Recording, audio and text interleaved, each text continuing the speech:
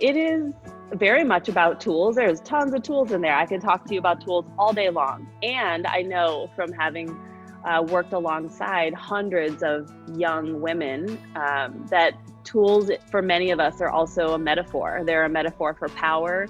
They're a metaphor for voice. They're a metaphor for how we see ourselves in the world.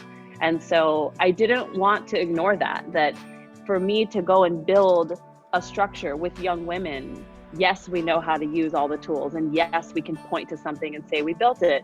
But there's also so many intangible things that have come out of that. The feeling of sisterhood, the feeling of having a say in what our physical world looks like. So I wanted the book to embody both those things, the technical aspects of building, and then also this more nebulous, but just as powerful emotional feeling that we as women feel through the act of building. So I use this phrase, it's actually in the subtitle. It's how to use any tool, tackle any project, and build the world you want to see. So I use that phrase a lot, and I mean build the world you want to see quite literally. I mean it like there's a mindset that I can look around and say, you know what, that's not perfect and I can make it better.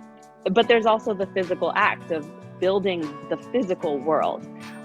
If you look at a lot of the industries and the careers and the fields that have a role in shaping our world, architects, engineers, planners, policymakers, these are predominantly male fields. And so I guess the boiled down message is that girls and women have an incredible amount of expertise, ideas, stories to contribute to what our world looks like. And I want this book to be inspiration to go out and physically build the world that you want to see.